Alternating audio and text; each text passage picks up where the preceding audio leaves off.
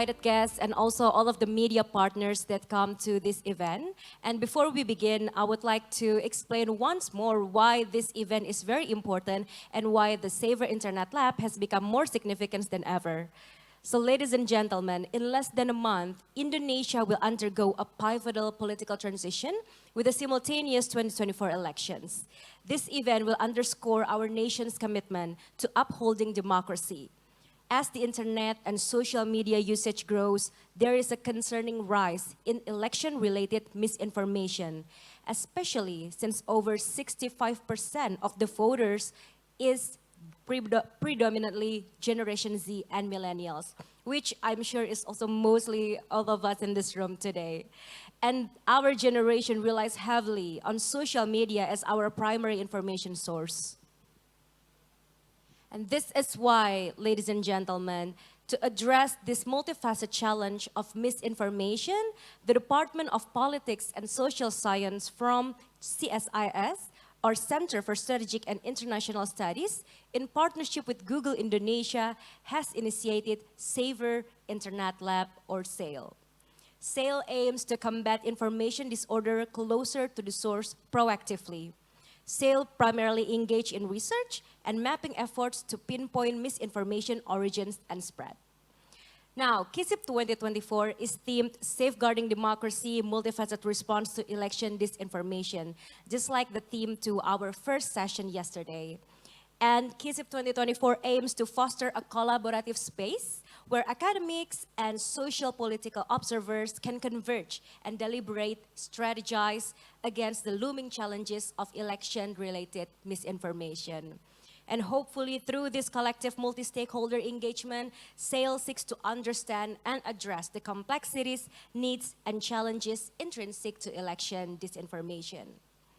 Now, without further ado, we're gonna have two sessions today, which gonna continue our discussion yesterday. And the first session of the day is titled The Role of Media, Journalism, and Information Literacy in the Disinformation Era. Now, guiding our first panel of the day is Ibu Derry Wijaya.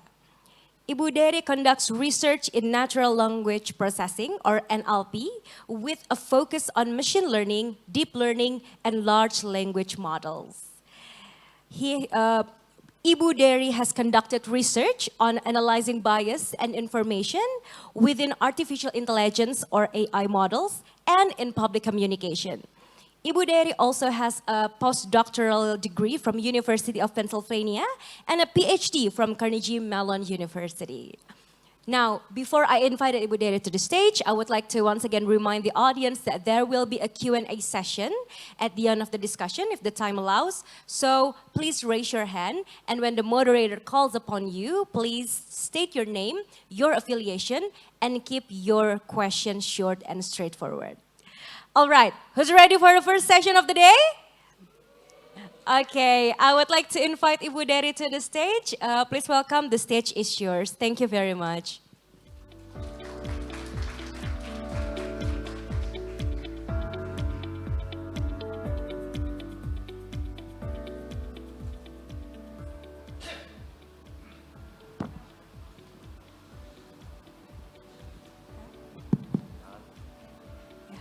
Thank you. Good morning, everyone.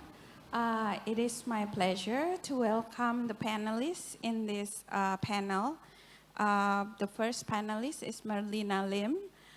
She is a Canada Research Chair in Digital Media and Global Network Society and a Professor of Communication and Media at Carleton University at Ottawa, Canada. Her research and publication revolve around the mutual shaping of technology and society and the implications of technology, particularly digital media, information technology, data, algorithms, and AI. Bu Merlyna Lim, please come to the stage.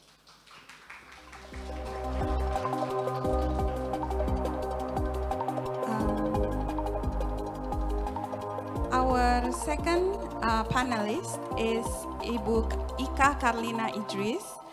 She's an associate professor in public policy and management at Monash University, Indonesia. And she's also a co-director of the Monash Indonesia Data and Democracy Research Hub. And currently, she's focusing on creating a dashboard for monitoring hate speech and polarization in online media. Bu Ika, please come to the stage.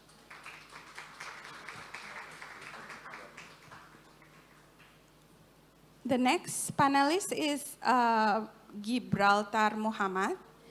He's a research fellow at the Indonesian Institute of Advanced International Studies. He graduated from the International Relations at University of Indonesia. He's now a research fellow at INADIS, the Indonesian Institute of Advanced International Studies, and his interest strongly revolves around identity politics, governance, foreign policy, and development. Pak Gibraltar.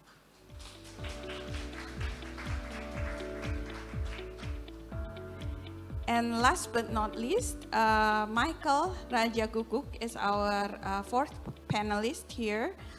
He's an independent researcher based in Jakarta. Previously, he worked as a monitoring, evaluation, and learning coordinator for the Build Our Kids Success project in Wahana Visi, Indonesia, with Jakarta as well as East Nusa Tenggara as the area programs. Besides monitoring and evaluating the program in the project, he also researched disparity in the facilities and resources between these two areas, specifically in terms of nutritionist and sports education context. Pak Mickhael, can you come to the stage? Thank you.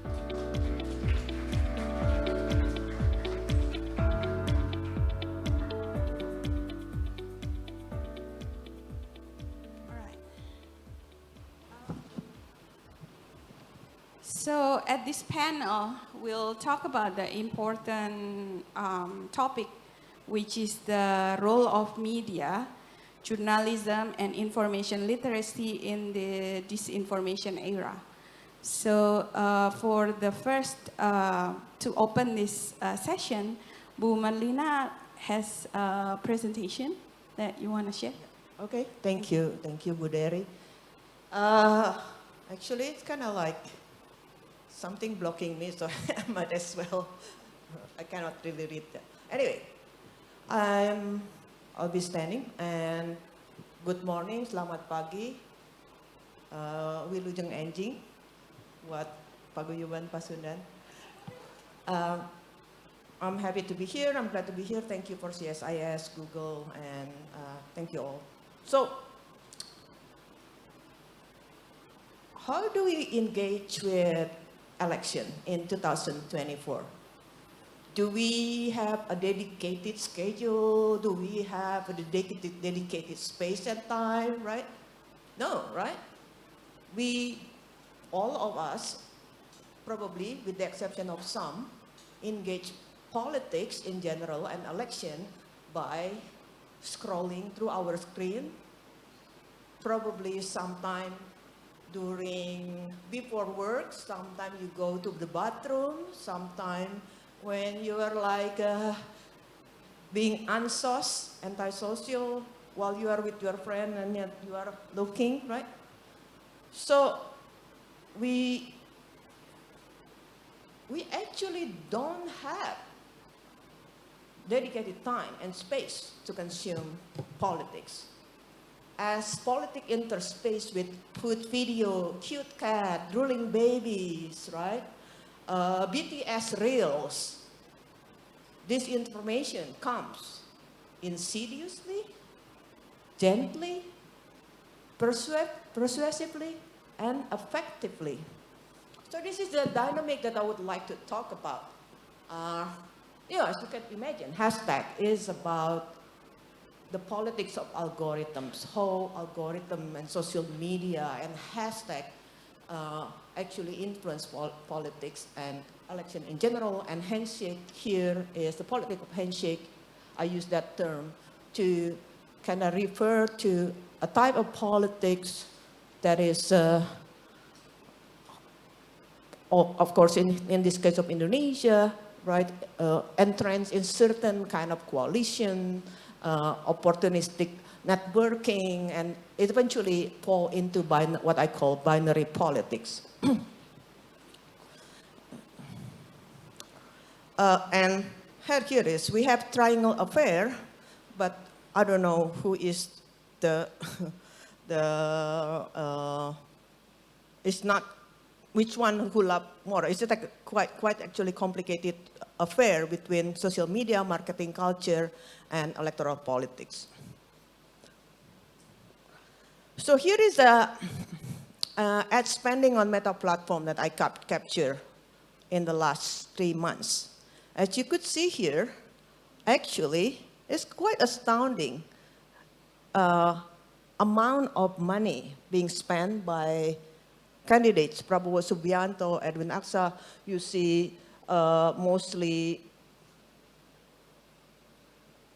Erwin Aksa is from Golkar, even though it is using different names. You have Bakti Untuk Rakyat, also Prabowo, and you have other candidates. If you see the amount spent, it's quite a lot of money spent on that, right? So it kind of shows how important is social media is for the election. And this is actually, we never see something like this before. The amount is astounding, and I'm talking about all parties, no longer focus on buying whatever spanduk, gede-gedean, yeah. Though still, we still see banners, right? But I think there is more money actually going to here.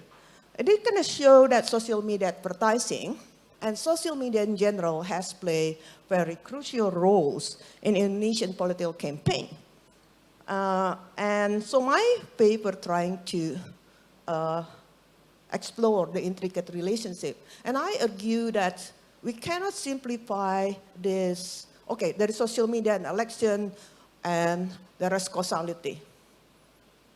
I think that's actually a flawed kind of thinking. So what I'm not necessarily will give you an answer on how they are causally linked, but I'm kind of trying to give you kind of framework of thinking on how to rethink how things are intercorrelated. So this is what I'm talking about, the convergence, the kind of different logic that interweave, and to a certain degree also explain why we see it is easier to see disinformation than information. It is a handful here, so just a brief piece of historical overview. So social media, so digital media actually started being used in 1997. All of 3 parties have website, and then 99, all parties, right? So many parties have website, and then you have continuous, but it's not until 2012 that actually social media started to be used during Jakarta gubernatorial election, and that's become the blueprint for subsequent election.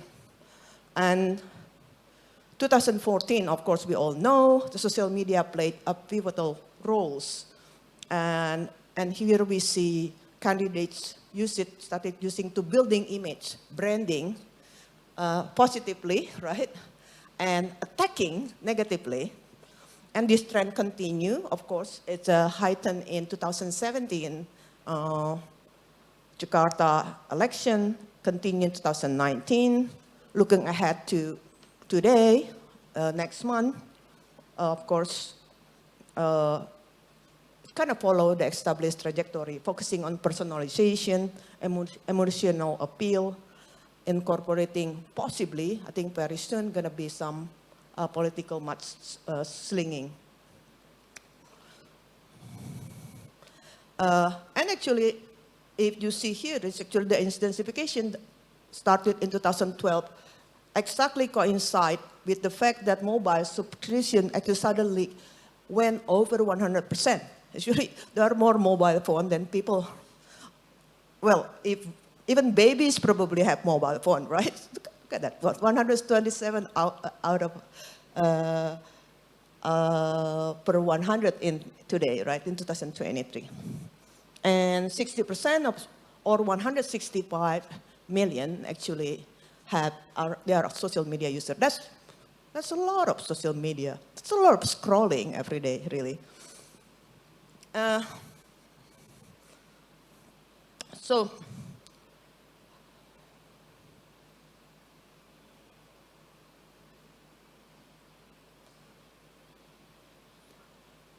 basically, disinformation. So we know that previous elections show the trend of this polarization in terms of like deepening, right? Division between supporter of certain candidate vis-a-vis the other. We also see disinformation, misinformation, black campaigns, yeah. So of course, many scholars think, really look at social media and the formation of filter bubbles as the cause. As if that we are all clustered ideologically into ideological echo chamber, and you never really everybody have this helmet and then just looking at certain. But that's not actually what happened. My research show that that's not really true. So, and social media impact on disinformation is correlated rather than causally linked. And today, I think I will try to explain that correlation is influenced by biases in 3 factors. The first one is what I call algorithmic marketing culture. The second one is algorithmic enclave, and the third is algorithmic politics. Remember that. That's going to be an exam at the end. Dengan door prize sepeda roda 1. Okay, so the first one is algorithmic culture, right? You know, there is a new song coming out. This is only for Indonesian audience. I think by Afghan. Do you know there's like a new song about algorithm? You don't know? You're not cool. So the song is like that. Mungkin hanya algoritma yang tahu segalanya apa yang kau pikirkan di Pilpres bulan depan.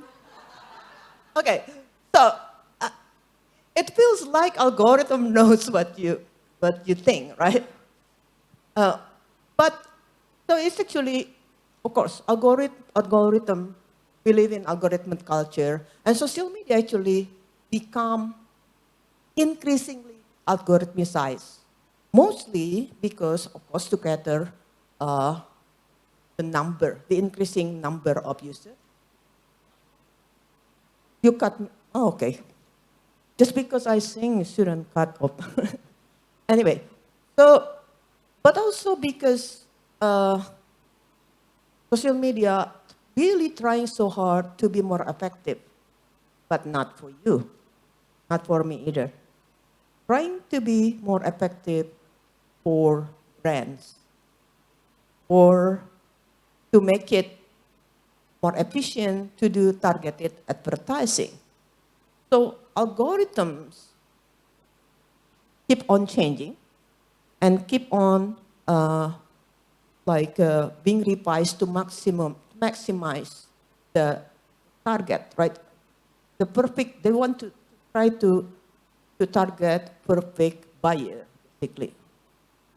And this kind of algorithm, as they become maximized in their performability for brands, the same algorithm being used for that ads, political ads that you saw that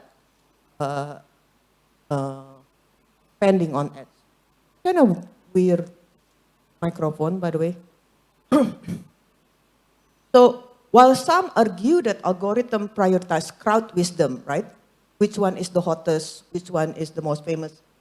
I don't think it's actually anything to do with crowd wisdom. So basically, I propose the algorithmic marketing culture as the kind of culture that algorithmic driven create on social media as a interdependent interplay between algorithmic operation and marketing principle, which authoritatively shape the circulation, visibility, and popularity of content among social media users. And within this, there is economic of attention, right? Shrinking attention, then economic of emotion actually at play at the same time. Because algorithms actually, so typologically is shaped by machine learning, which is learning from past behavior to predict your future behavior, but also is sorting typology, where content are sorted into priorities, right? So the extreme matters. Everything in the middle, they don't. And affect is currency because the brand actually is not sell based on rationality or logic. Brand is sold to you, so you're gonna buy. And you will not buy just because it has 225 fiber that will enrich your cell system. No, that, it will make you pretty, make you happy, right? It appeal to your emotion effect. So that's how algorithm work. And that's how it works for every type of contents. So branding through psychological kind of approach that taps into your emotion, that's become actually the default. The virality is not necessarily about quality. It's never about quality of information. I don't know why it goes by itself, but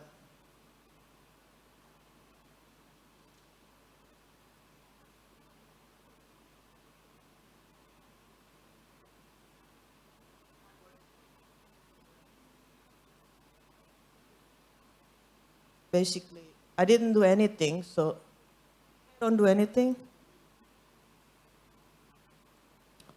Okay.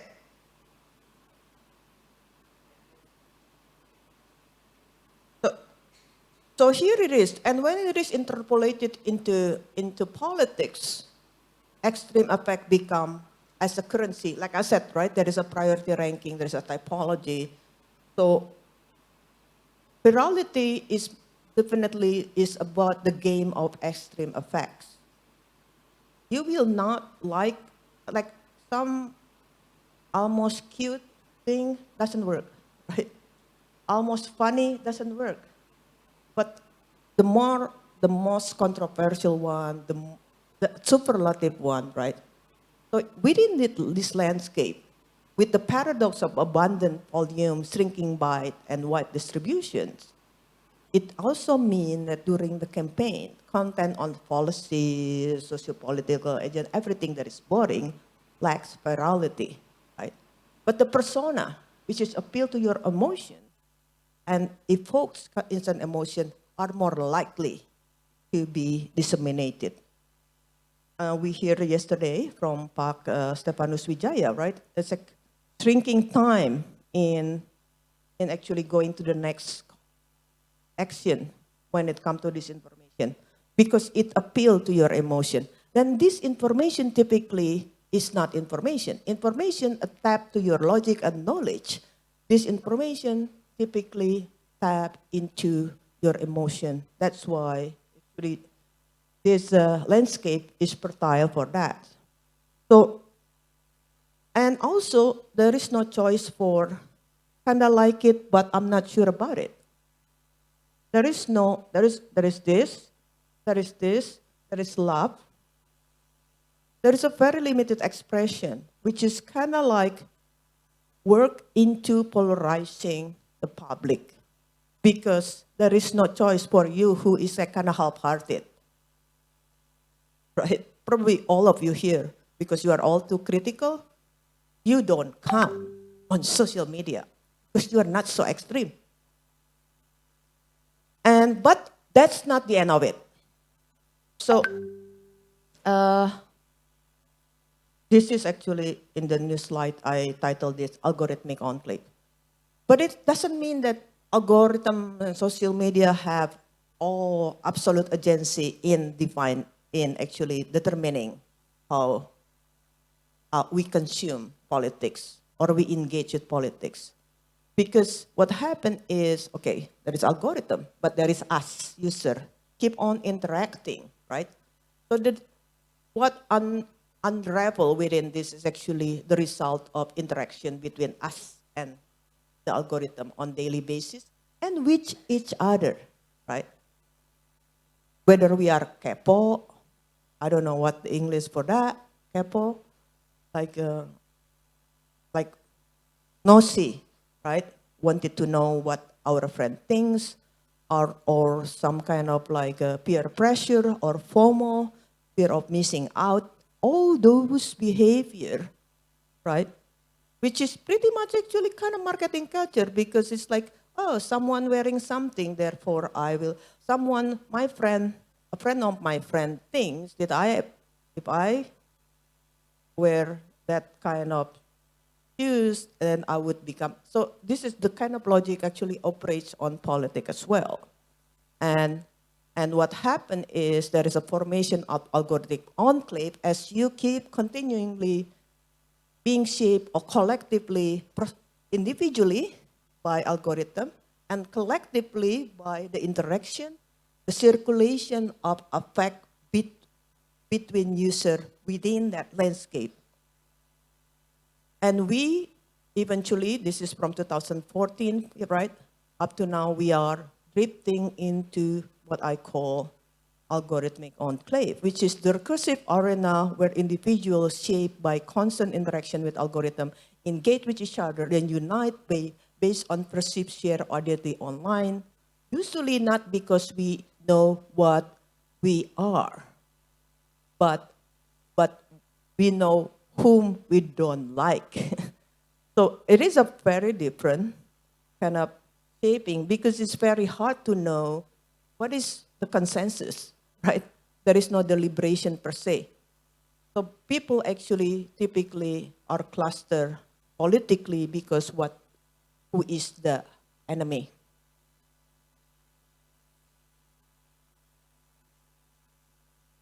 But also I think there is the number 3. So there's algorithmic, algorithmic marketing culture, algorithmic enclave, which is we. But also there is something else that is operational, which is coming from both political of hashtag and political of handshake.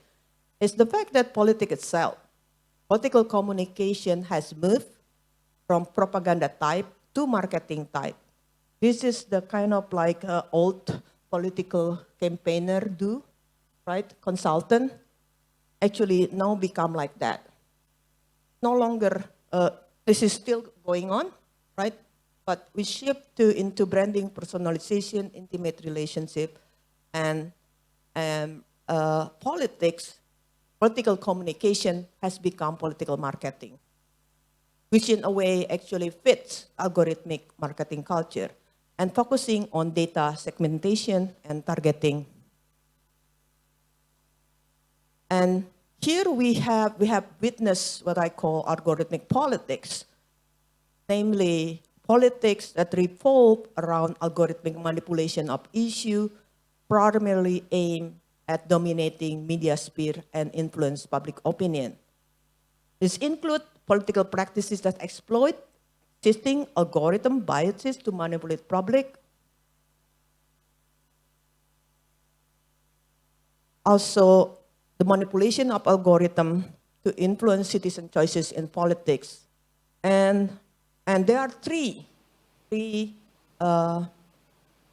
practices that are important within algorithmic politics. The first is there's increasing professionalization and financial backing.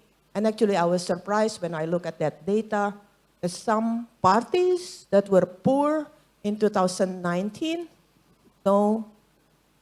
among the highest spender on ads, for example. I don't know where, first I have no idea where the money come from, but second, it's only, what I only know is they pull all resources, including their candidates' all too social media heavy, right? The second is there is duality of campaign. One is social media become the place where formal, right? Formal policy presentation, positive, video, TikTok video and stuff. And there is a covered targeted strategy, kind of underground, and it's mostly dark. Black campaigns, misinformation and disinformation. Actually, all campaigns are doing that. And the third is, actually, this is my colleague, Yatun and Wijayanto doing this one, research on paid campaign networks to manipulating public discourse through buzzer, right? Troll bots and all kind of stuff. So, and all of this is actually leverage algorithmic bias toward extreme affect and binary politics. And binary politics within Indonesian, not only in Indonesia, actually Southeast Asia, right? Because the region has so many elections, but not quite increase the quality of democratic choices at all, right? It's always like eventually, no matter how many parties are in, eventually citizens are given very limited choice. So actually, this is like my last slide. So what we see is that is within this triangle, it's very important, I think, to really understand they are all hand in hand in influencing the quality of election, the quality of public discourse, and the quality of political discourse in general, and actually shaping the future trajectory of democracy, right? And we need to understand this. The relationship between, I have this recap, between marketing culture and social media. I think the algorithm marketing culture is actually captured that with all the extreme effect, branding, targeted ads, unequal treatment of content, how content with extreme effect actually gain more likeliness to be popular. And on this side is there is binary discourse prevail, right, which is related to polarized public and effective clustering, and you have that. And no wonder we have this information, because this information actually perfectly fit a kind of operational logic here, right, rather than information. So it's kind of gloomy, isn't it? There's like no way out. However, I feel that I need to end my presentation with some kind of thoughts, right, on where to go from here.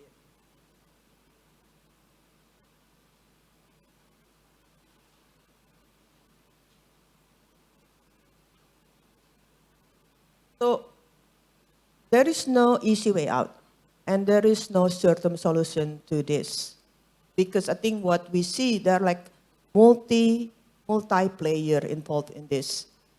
We have, on the one hand, is platforms, right? We cannot blame, oh, Indonesian are not critical, they don't have critical thinking, they don't have media literacy. No, it's not only that, right? So yes, of course, media literacy, digital literacy is important. Critical thinking is important, and that it itself is a very big task to do. It's a big homework to do. But beyond that, I think tech companies, we should hold tech companies accountable. Collaboration between policymakers is always behind and not quite really understand much about technology, should really have to go deep down and actually collaborate with force on tech companies. We need ethical guidelines, right? We need transparency of algorithm, auditing of algorithm, especially probably prior to the election. We need a shift within politics of handshake between binary politics. And of course, I go back to the effort to promote digital literacy, right? So all of these are a list, and I could add more, but I think these are enough for us as a homework that are crucial for fostering a healthier electoral politics and politics in general, and a more informed and resilient digital communication sphere. Thank you. Terima kasih. Hatur nuhun. These are some reading. If you are interested, they are all free from download. Thank you.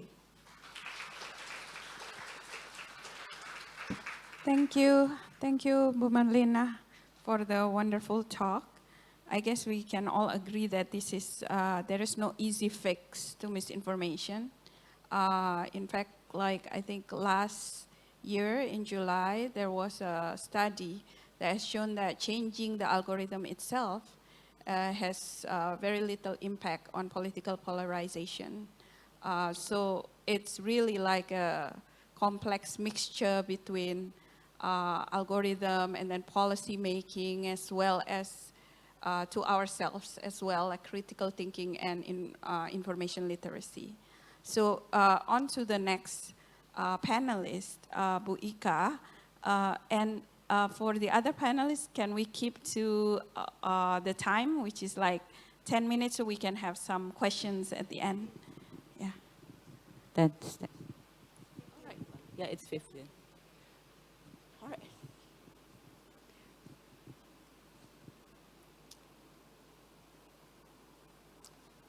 Well, good morning, everyone.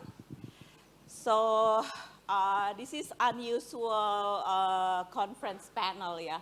Usually we have table and it's kind of boring, but we have a very lively audience this morning, so please allow me to stand here. The title of my presentation is about the dark side of media innovation, and it's a case study in one of the media organization, but I believe we need to pay attention on this case study because it keeps growing and growing and growing. I actually found this case by accident when I conducted a narrative on the democracy narrative in Indonesia in 2021. So that time, I analyzed conversation Islam versus Pancasila, which was very polarizing. And then I found one news media published a lot of articles, and I made a phone call to my friend in that organization. Hey, I cannot see the agenda of your media. Sometimes if you read Tempo, if you read Kompas, and then you can understand what their agenda, what they want to say. But this time, I cannot see the agenda because there's no agenda. The main agenda is to get money from the articles. Next, please. Okay, so even before COVID, the news organization has been struggling with the revenue. Yeah. Getting worse and worse during COVID. But it makes them realize the generated renewed understanding and practice about the programmatic advertisement. And then all the clicks, all the audience-driven the journalism practices. In Indonesia, credible news organization can monetize fake news easily without verifying the information. Next. So I'm going to talk about this. I believe if you grew up in West Java, I went to Unpad for my undergrad, so I'm really familiar with this. It used to be one of the largest publisher in Indonesia and the largest in West Java. In its golden days, Pikiran Rakyat printed around 75,000 newspapers. But in 2021, it decreased only around 20,000 newspapers. It has been struggling until in 2019, they established a new division of Pikiran Rakyat, and it's called Pikiran Rakyat Media Networks.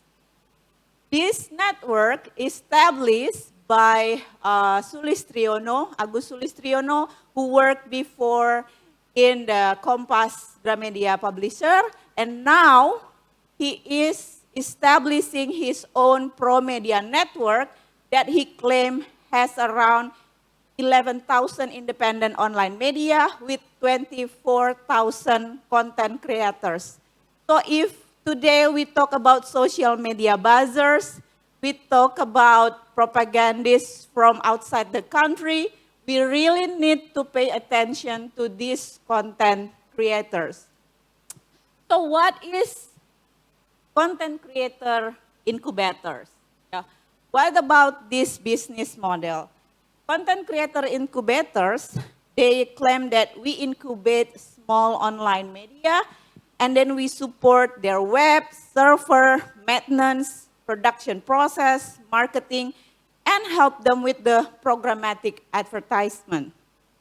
They said that we are doing gotong royong, model economy gotong royong, or the co-sharing economic model. We want the small websites also get profit from it.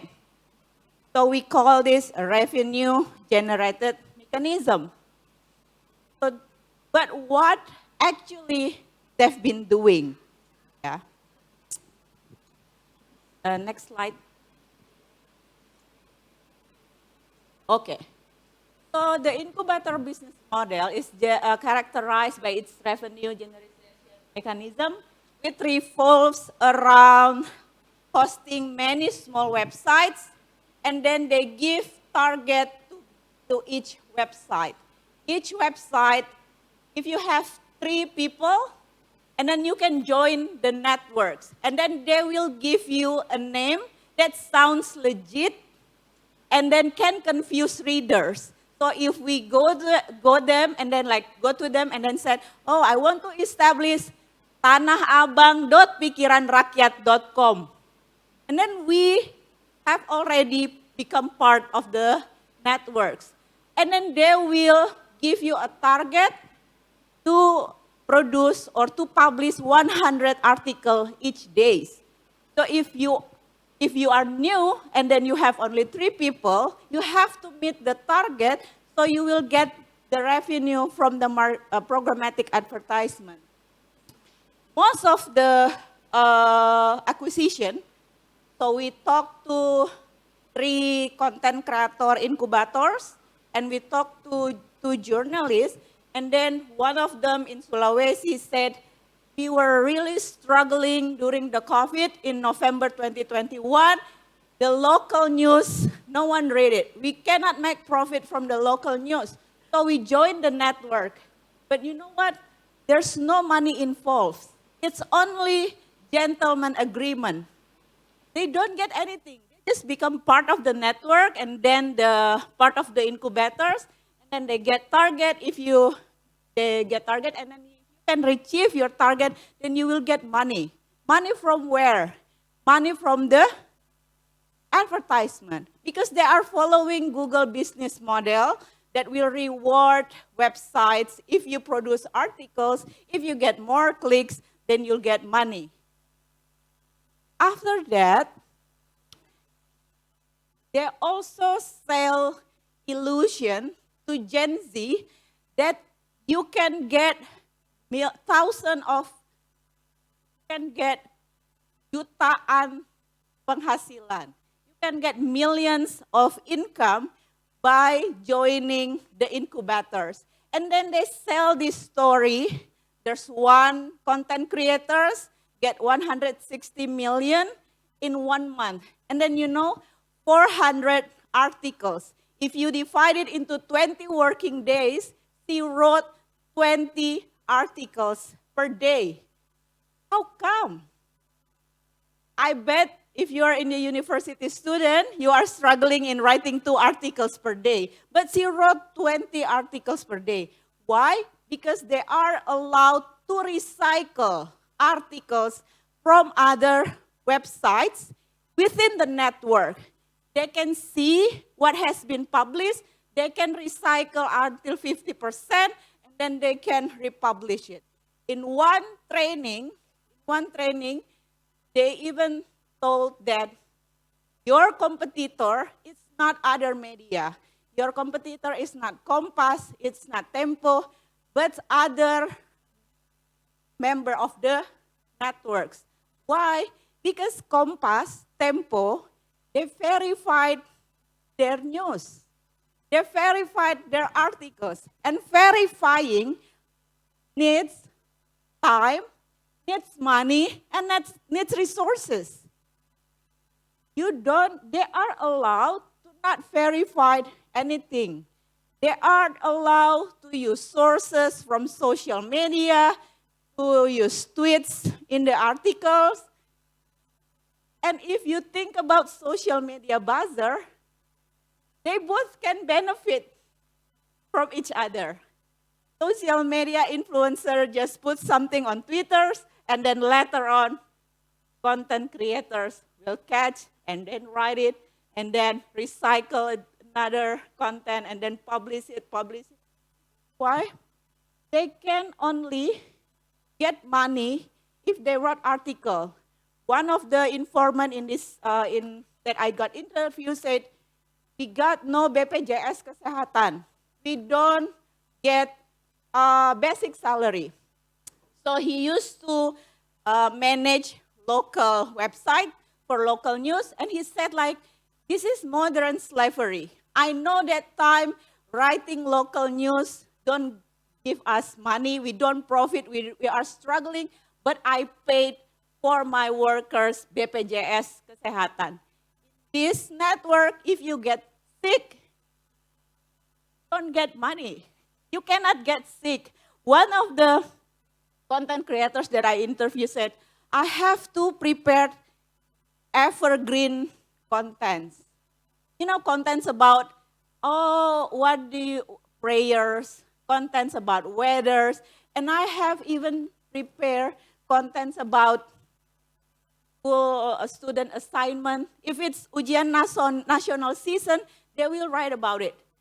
If there's a football game in Jakarta, even though they were located far away from Jakarta, and then the title of the website, for instance, like Cirebon, whatever, small cities, they will write about national news. So there's no more local content. There's no more even, what do you want to deliver?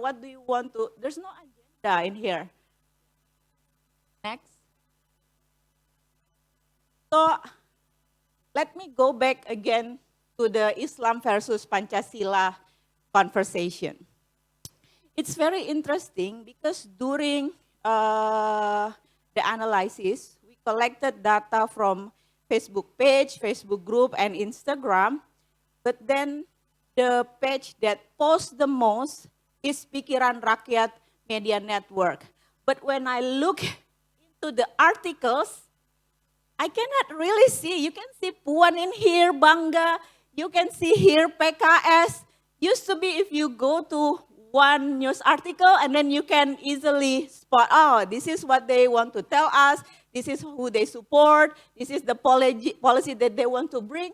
But they basically just put every tweet in the articles. So I had to make a phone call that time to the journalist in Pikiran Rakyat. And then she said, please, I don't want to be associated with that. They're not journalists. No, we have even people went to our office, strike, protest to the Pikiran Rakyat newsroom, even though the article was written by the content creators. Because the name is very tricky, cirebonpikiranrakyat.com or whatever, small cities, audience cannot really tell if that's news or just article published by content creators. So what I'm trying to say when I look at this, they are propagating unverified information. Yeah? Because they have target. If you have target to write 15 articles and the only income you will get is by the articles you wrote, you have to write on everything, right? One of the content creators even said, bring the, I believe you were all following the accident of Ridwan Kamil's son. It was like 10 days or 7 days, and it's like a long, like watching a soap opera, yeah?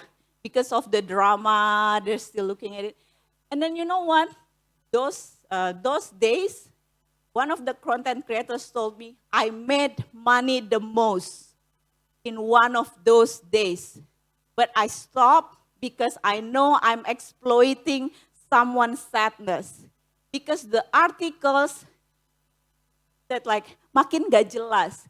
We wrote about Ridwan Kamil's brothers, we wrote about Ridwan Kamil's sisters, we wrote about every family members that not really related to the accident.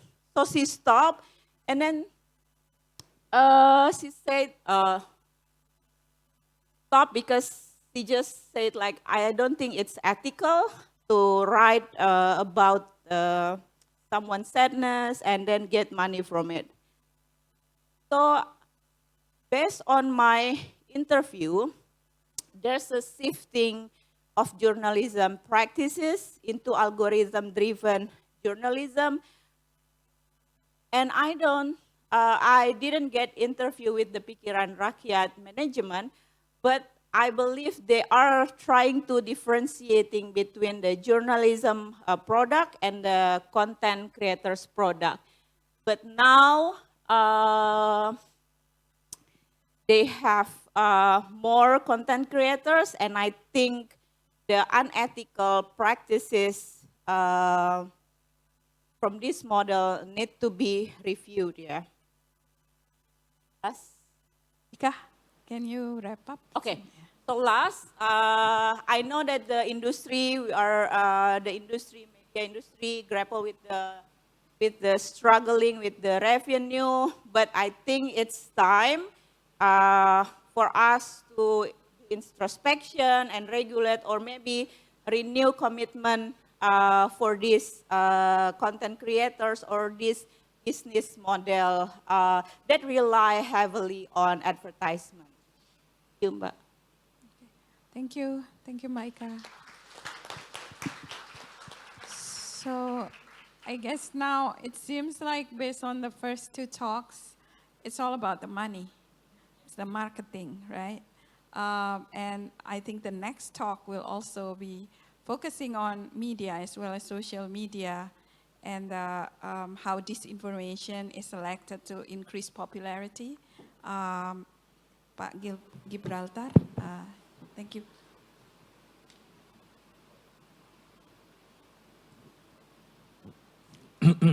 Okay. Good morning, everyone.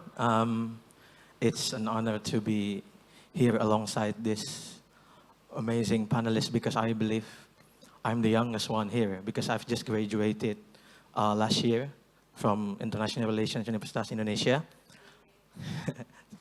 And thank you. Today I'm going to share about my paper. Disclaimer, this paper is also co-authored by Kafi Alif Muhammad Akbar from Laboratorium Indonesia 2045 and Dari Noval Mulyaman from Universitas Kristen Indonesia, that will discuss about the significance of disinformation to Indonesia's democracy. Okay, so before I get started to the substance, I'm going to share my outline. So first I will begin with disinformation, which has become a political tool in today's society, and how does it relate to Indonesia's democracy and Indonesia's political situation in general, and how is the prospect for 2024, as we know that we already are entering the political year, where we will be held, where we will choose one of the three candidates on the general election day. So I'm going to start with the background. Since my background is a political science student, international relations, so I'm going to visualize, I'm going to explain about how the disinformation affects the political situation, and on this context, how does it affected Indonesia's democracy? And I'm going to start with the points from Kurki on his paper on 2010, how oftentimes we neglect the contestability of democracy.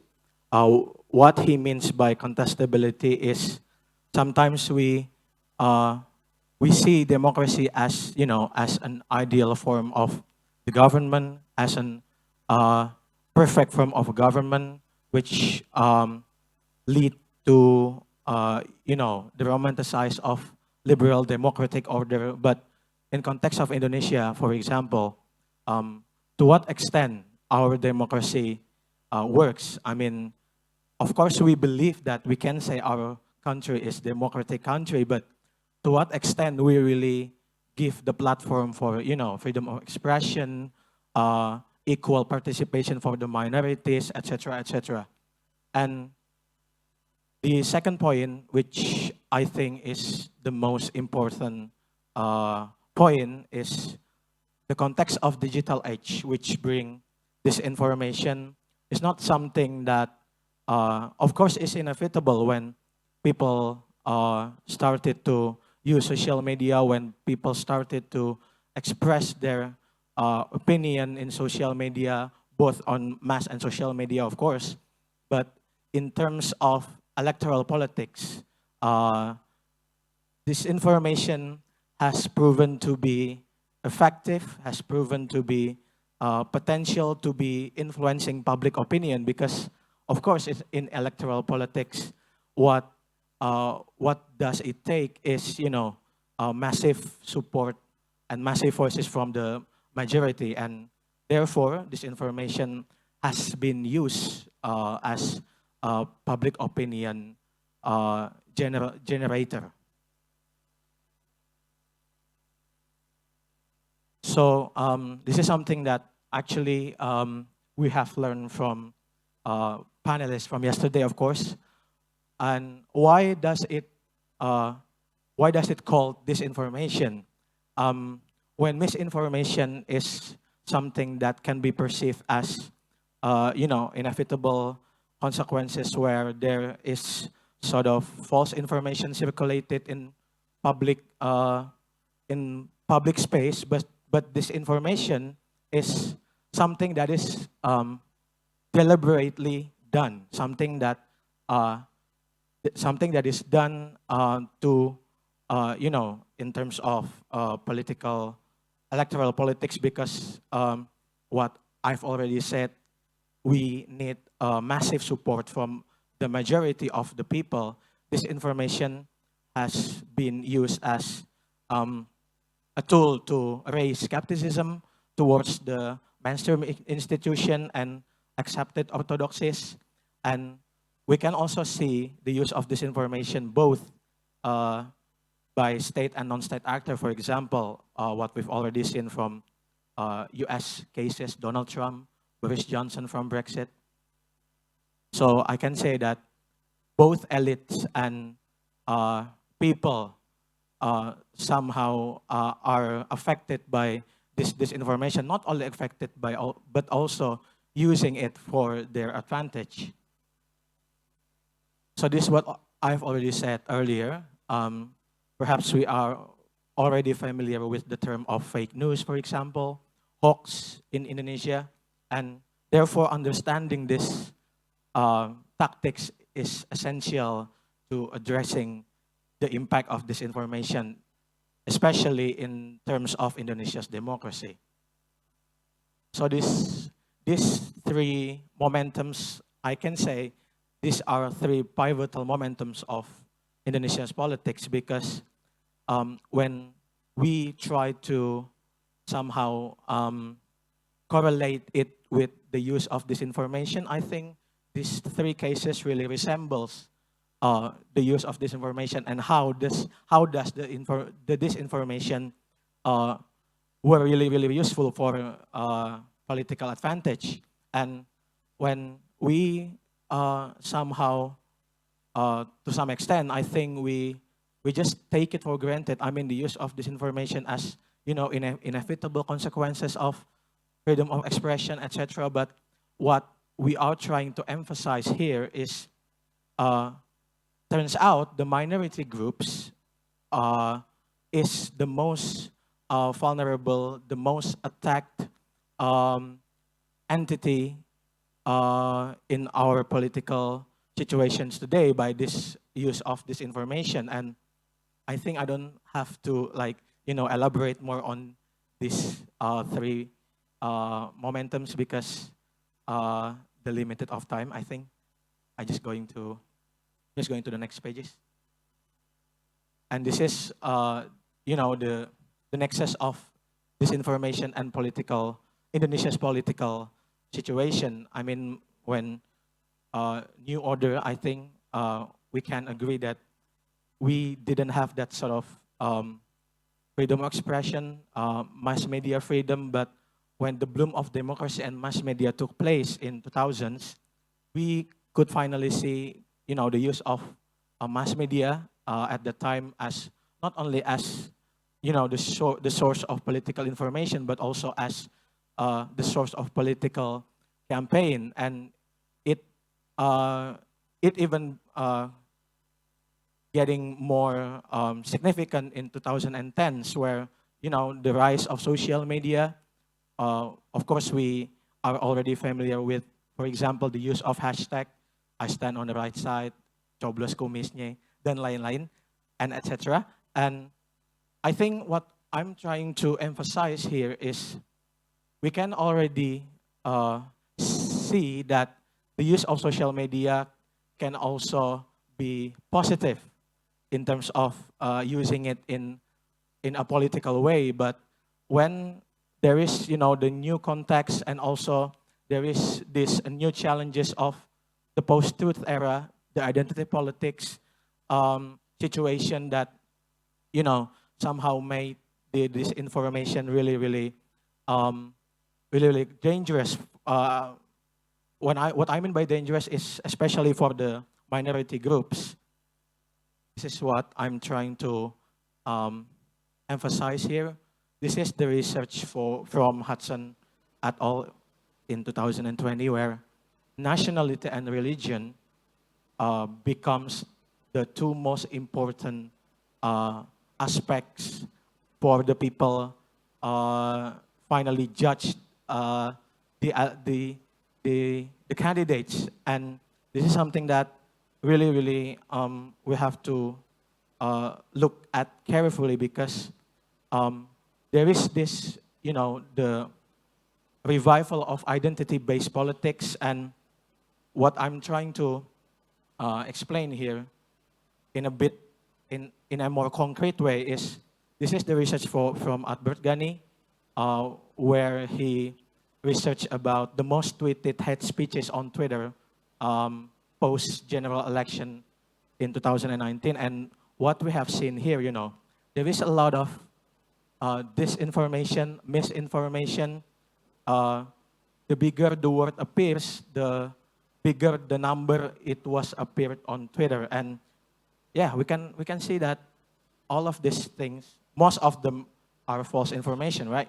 Communist. And when I earlier was explaining about the identity-based politics, we can also see that, a lot of identity sentiment appears here. And this is something that is very dangerous for our democracy. And of course, we already also are familiar with the term of buzzer. And what we are trying to emphasize here, buzzer or online armies, propaganda wars, is something that is very common both in a national scale and also in a regional level, like what Ghazali observed, that almost of almost of the regional election have employed some sort of team of degrading opponents, shadow teams that finally brings me to my main argument that this information has been used and has been harnessed in a very, very strategic way for political advantage. And this is where I'm trying to put it in a more concrete way. So democracy that, of course, bring lots of benefit, but the same very thing also become the platform of, the information exchange, and finally the disinformation that appears to be an inevitable consequences. And when we put democracy as the main topic here, what I'm going to emphasize here is this information really, really affecting the minority in a bad way, and this is something that we need to carefully look at. So how is the prospect for 2024? I think that we already familiar with TikTok for almost like 5 or 10 years since it raised as the most important social media right now. And what is my point here? My point is when the past experiences show the text-based hoax, text-based disinformation, what TikTok could over is not only a text but also a video.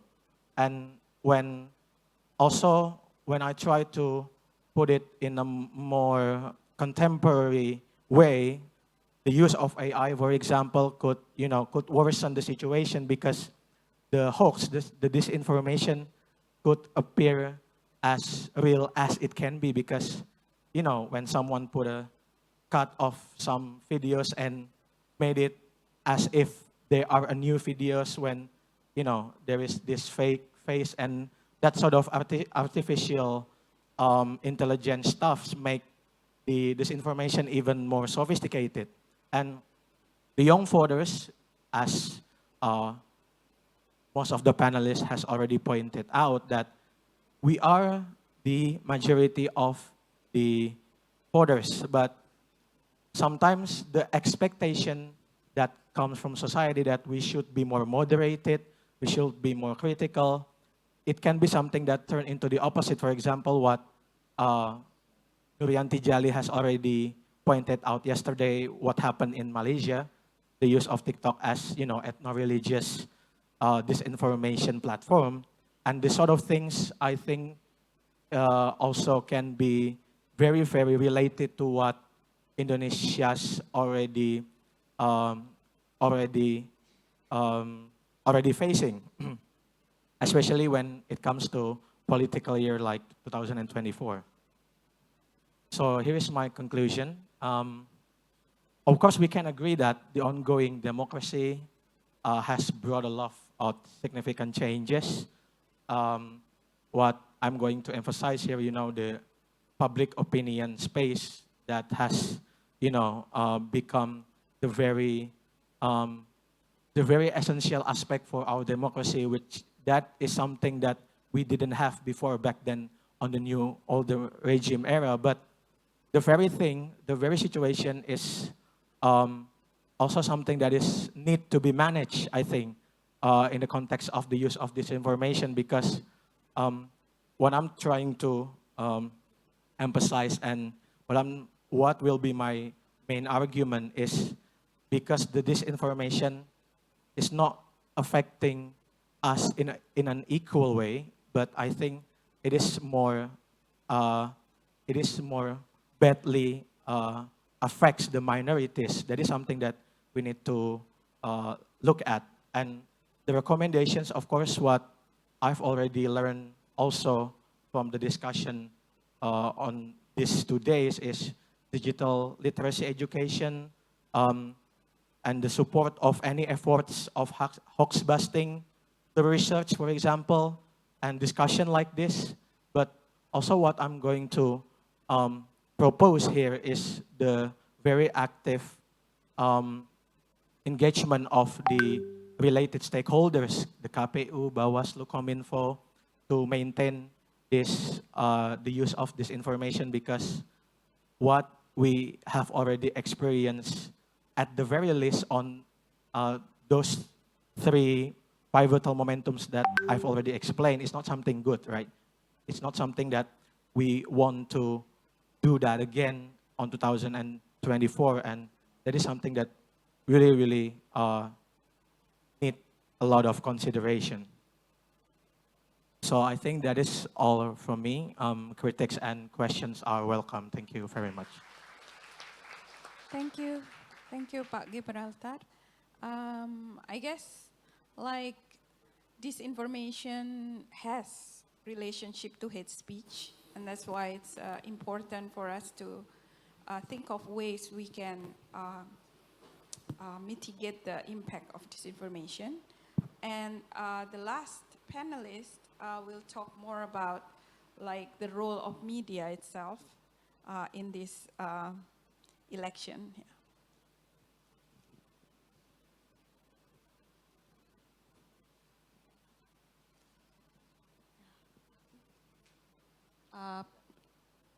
Can you help with the slides?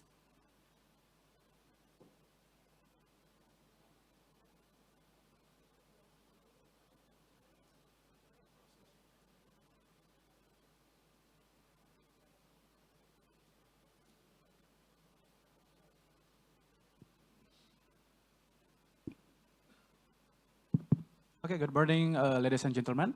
For the first time, I want to apologize that I will be presenting in Indonesia because there are limitations of me to speaking in English and to short.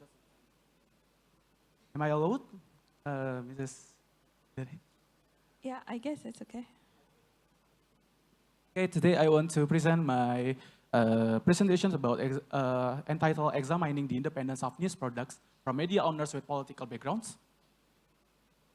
This is the overview of the internet society in Indonesia. Jadi secara garis besar, pada konteks politik, ternyata media itu kecenderungan dari media itu banyak menampilkan berita-berita terkait politik. Jadi berdasarkan data yang kita peroleh, ternyata dari 20 juta berita yang tersebar selama tahun 2022, ternyata politik itu menempatkan berada pada posisi pertama sebagai tema atau topik yang paling banyak dipublikasikan di Indonesia, dan itu mencapai angka 970.000 lebih. Dan permasalahannya adalah ternyata kalau kita merefleksikan kepada tahun 2019 ketika pemilu itu diadakan, ternyata 1.731 hoax yang tersebar selama 2019 berdasarkan temuan dari Kominfo, ada 620 hoax, dan 620 hoax ini merupakan hoax paling banyak ditemukan pada tahun 2019, dan ternyata itu adalah hoax politik.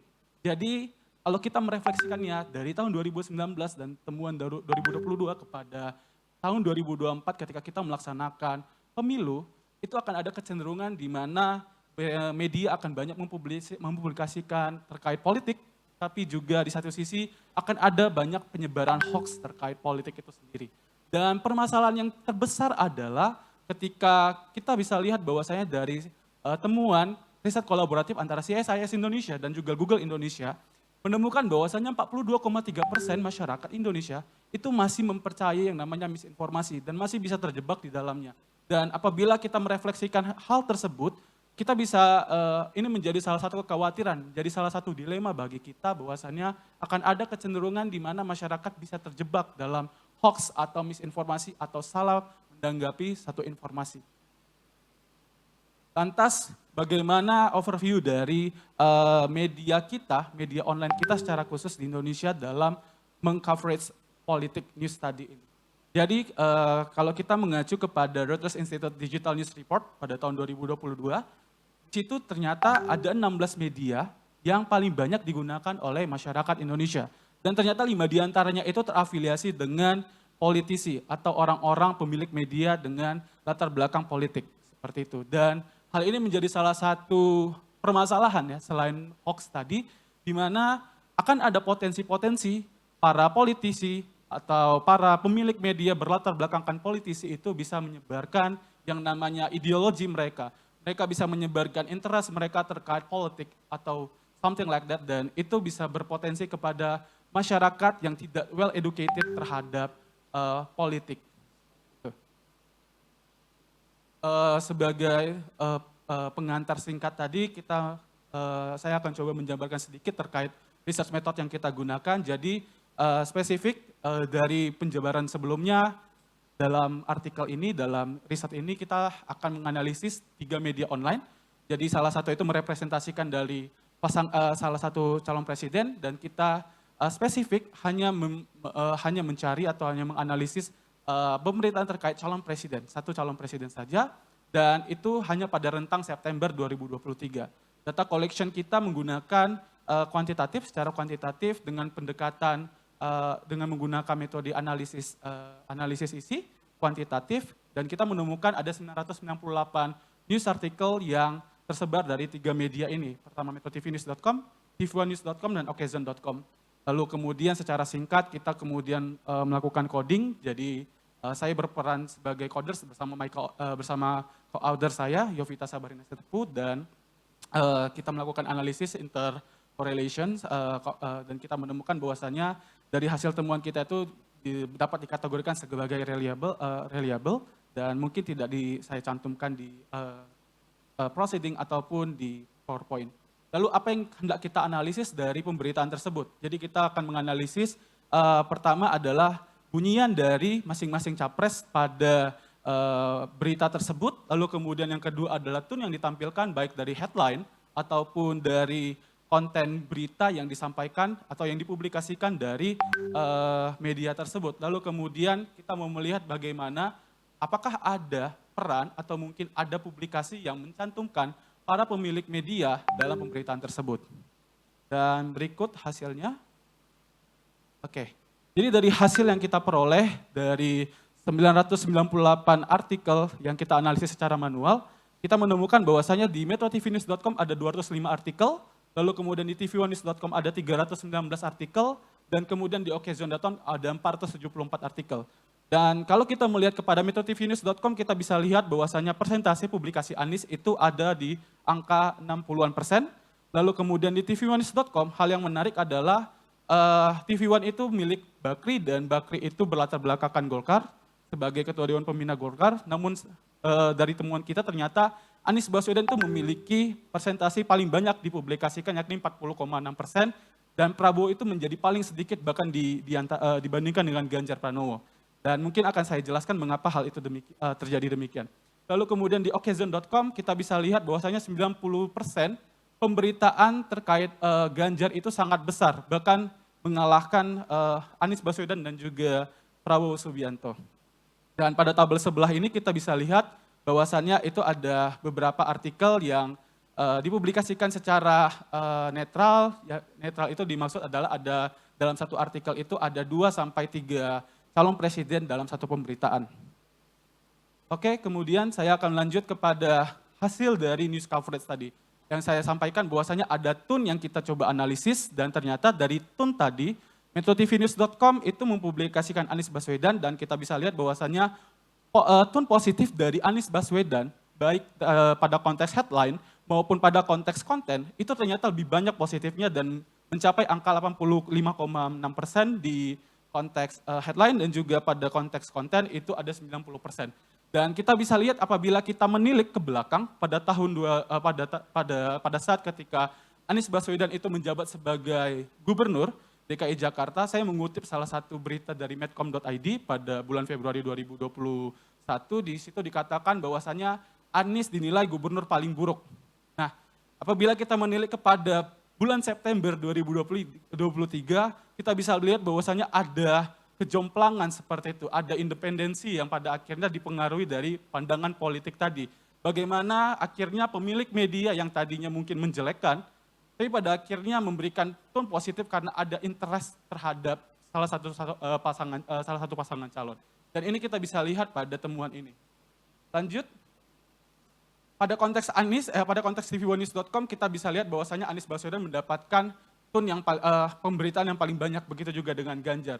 Namun ternyata pada konteks tone, pada headline, maupun pada konteks konten, ternyata ditemukan bahwasannya Prabowo Subianto dari keseluruhan artikel yang diperoleh itu ternyata mendapatkan tone yang paling tinggi. Dan ini kita tidak bisa pungkiri bahwasannya ada keterkaitan dengan kekerabatan hubungan antara Abu Rizal Bakri sebagai salah satu pemilik media dari TV One News terhadap Prabowo Subianto, dan beberapa kedekatan yang potret kedekatannya bisa kita ambil salah satunya pada saat kegiatan dari Golkar Institute pada tanggal 31 Agustus 2023. Di situ TV One sendiri itu memframing bahwasannya ada kedekatan antara Prabowo Subianto dengan Abu Rizal Bakri. Lalu pada konteks Anies, kenapa Anies itu mendapatkan bunyian yang paling tinggi atau publikasi yang paling tinggi di antara yang lainnya? Ternyata kalau kita mengacu kepada pemilihan umum pada tahun 2019 dan juga 2014, TV One itu digunakan sebagai salah satu medium bagi para masyarakat yang berada dalam posisi oposisi, dan itu pada akhirnya masih merembet sampai sekarang. Dan itu juga bisa dibuktikan dari salah satu polling dari Twitter Indonesia Lawyers Club pada tanggal 21 sampai 22 April 2023. Dan di situ dikatakan bahwasanya Anies Baswedan menjadi salah satu presiden yang paling banyak dipilih audiens dari ILC, lebih kurang 65%. Dan ini menjadi bukti bahwasannya ada pengaruh ekonomi politik media di dalam publikasi, tapi ada juga interest dari atau agenda yang hendak disampaikan oleh pemilik media melalui informasi atau berita yang mereka publikasikan.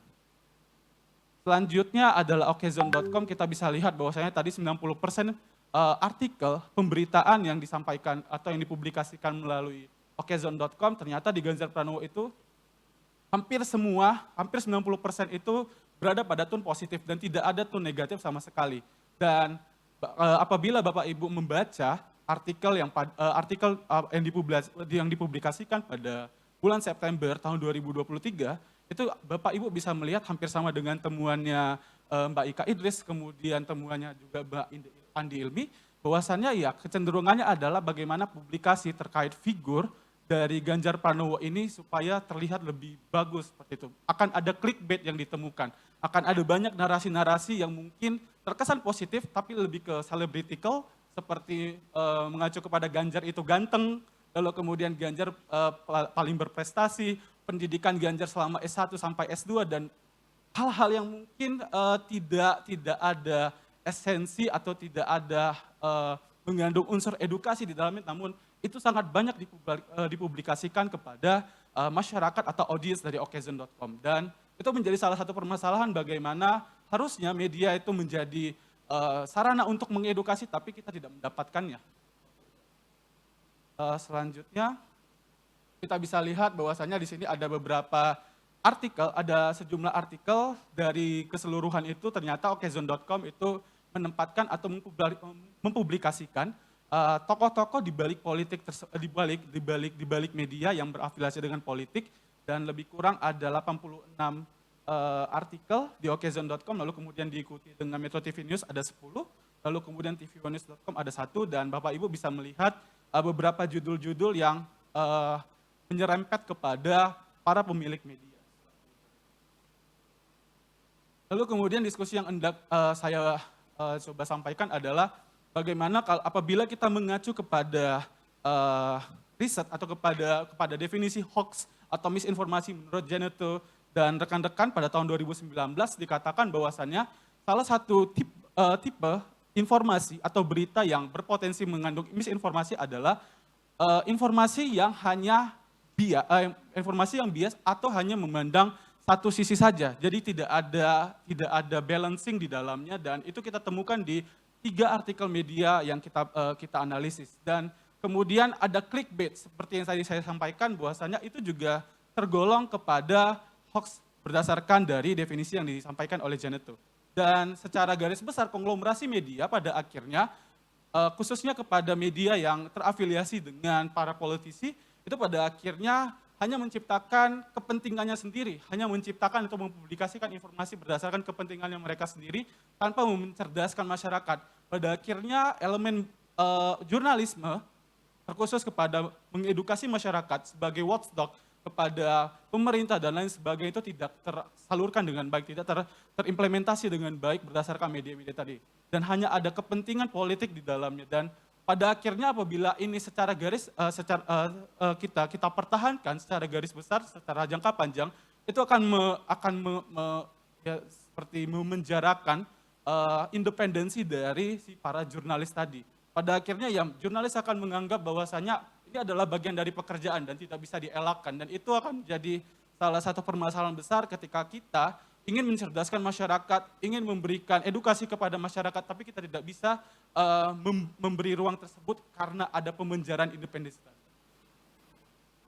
Dan berdasarkan hasil kesimpulan dari temuan yang kami dapatkan, ada rekomendasi bahwasanya bagaimana para stakeholder terkhusus kepada Dewan Pers atau mungkin organisasi-organisasi profesional di bidang jurnalistik itu bisa menyuarakan hal tersebut. Bagaimana mereka bisa berjuang melakukan kolaborasi mungkin untuk bisa membuat satu kebijakan atau policy terkait terkait bagaimana publikasi media, bagaimana masyarakat harusnya mendapatkan informasi, bagaimana hak masyarakat dalam menerima informasi itu bisa disalurkan dengan baik, bisa diterima dengan baik, dan itu menjadi salah satu harapan kami sebagai peneliti agar ini bisa dapat tersalurkan dengan baik.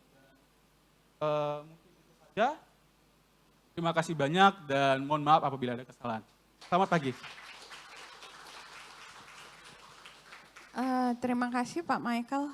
Jadi kalau saya simpulkan ya dari empat pembicara ini, bahwa ada beberapa keywords ya hari ini. Sebelum kita buka ke QA mungkin satu pertanyaan aja karena waktunya udah hampir habis ya. Tapi sorry, I suddenly switched to Indonesian as well. I'm sorry. So yeah, I was just saying that based on the 4 talks that we have heard, there are certain keywords that maybe we want to keep in mind before we open for a QA. And maybe we have only time for one question because we already ran out of time.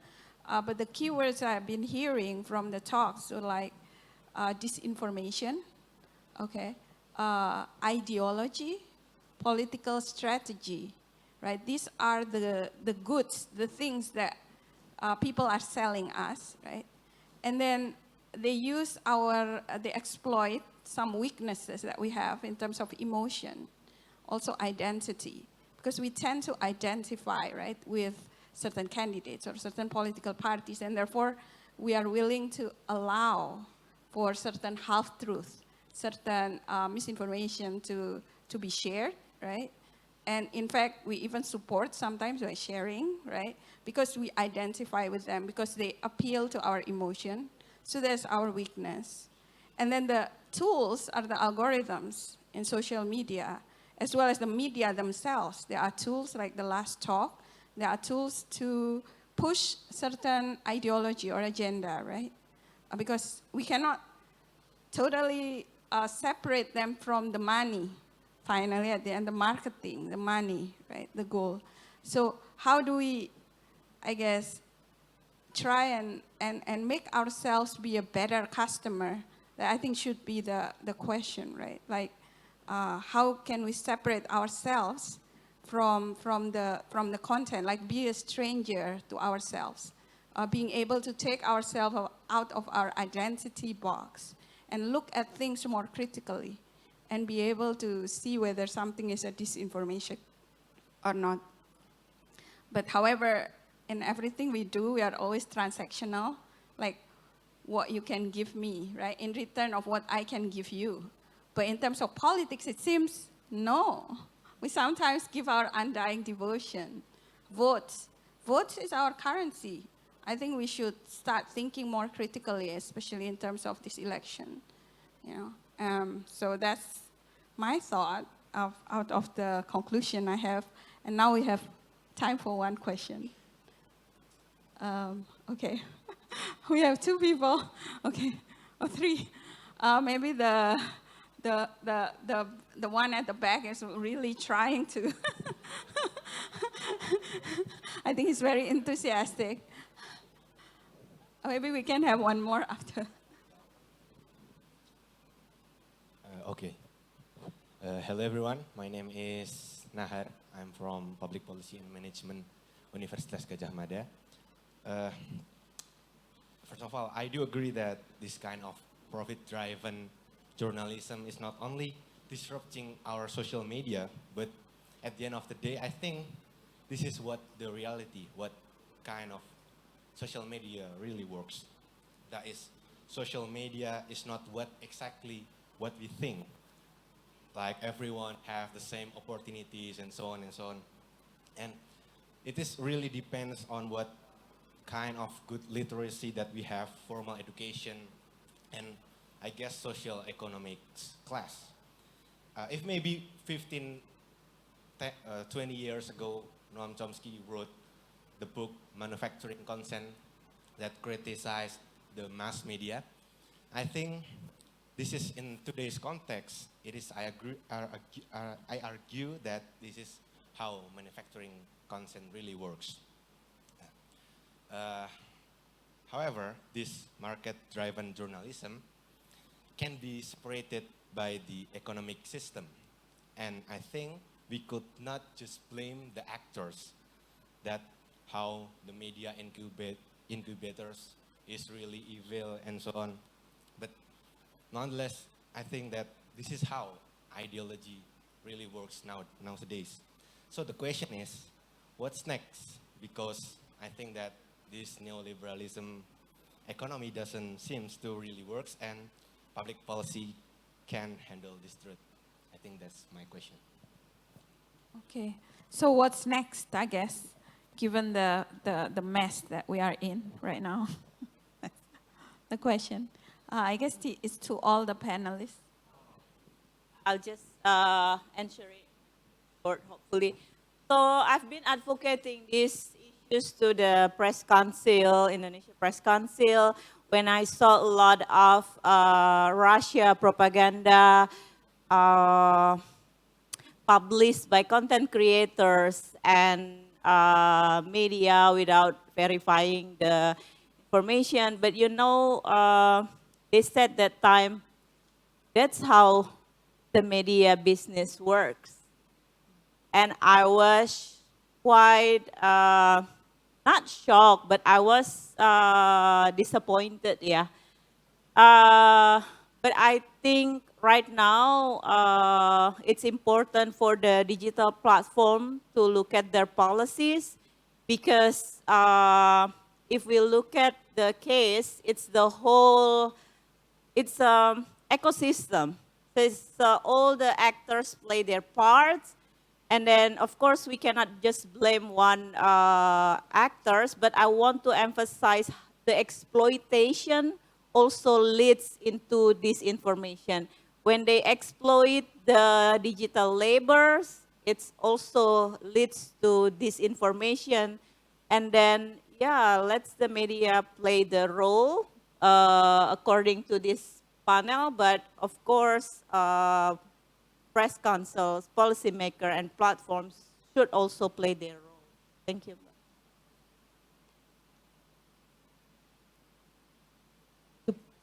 I suppose I think I could just repeat my conclusion, which is I think there is sort of like,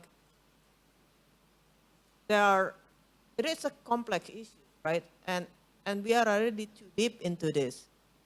You cannot undo what has happened. However, I think first, I've been thinking about from the platform aspect. I think there must be ways to differentiate between regular exchange of information, right? That probably is subjected to, let's say, current algorithm. But political ads shouldn't be treated the same like an ad for pancake or coffee, right? I mean, they're different. So brand, I think it's only fair to say that, yes, platform could be the place for marketplace and get money from advertising revenue. It is unfair to stop that. I think that's fine. However, there needs to be kind of like regulation what to do with political ads that should be subjected to different scrutiny, there is much higher because the stake is much higher. Second is like beyond the platform itself, I think journalism, for example, have to ask itself, right? What is journalism? Do we still practice journalism ethics? And also, well, there is no more money, right, in journalism. All over the world, press has problem with making profit. And that in itself, I think, needed some kind of innovation. Not by being trapped in a kind of like clickbait type of practices. Instead, harness a kind of data-driven, right?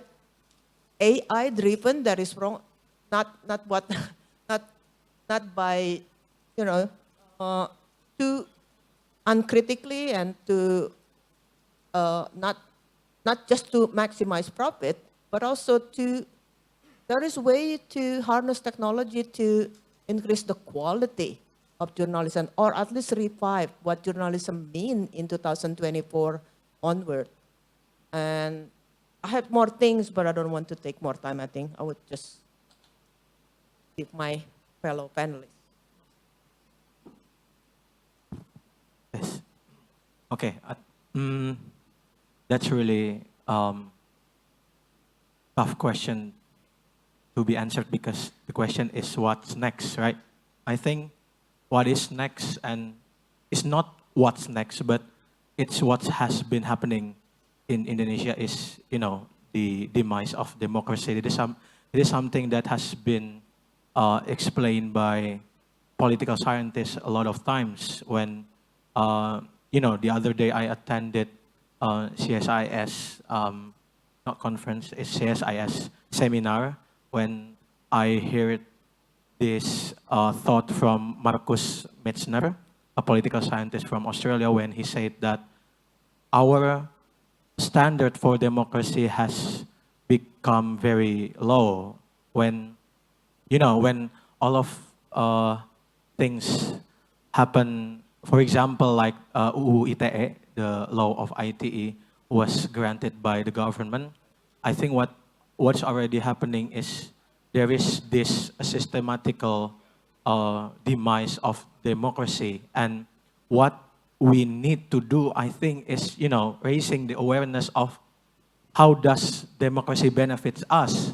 I mean, I think we have forgotten what democracy brings to us, at least for these past 2 decades, and that is something that we need to remember about. I mean, this whole media freedom, this whole freedom of expression and that sort of things has been possible to do because we have democracy. And the fact that we have already seen these symptoms of, you know, the demise of democracy, I think that is something that we need to discuss about. I mean, how does the government will finally address this information issue in a more democratic way? I mean, because UU ITE has granted, you know, a more criminalization and that sort of things, and that will be my answer. Okay, thank you. I guess we only have 1 minute left. Can you talk in 1 minute? Okay, just our time. Maybe in the context of policy, we cannot, in the context of the media policy, we cannot interrupt them because they have their own policy and they have their own interest about what the article that they want to publish. But in the context of the society, we can try to learn, we can try to educate the people for the simple things, our family, to use the social media, to use or maybe to clarify maybe about the information that they got from WhatsApp or something like that. And it is the simple things, how can the disinformations or the misinformations can onslaught by us. So that's from me. Thank you. Thank you so much. So that's, I guess, wrap up the panel. If you have more questions, please ask the panelists directly. Thank you so much.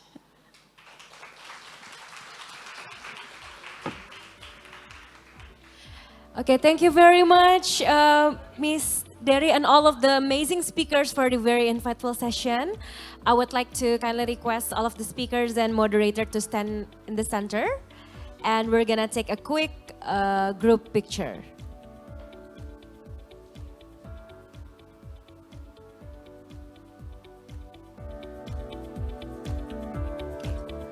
One, two. Cheers.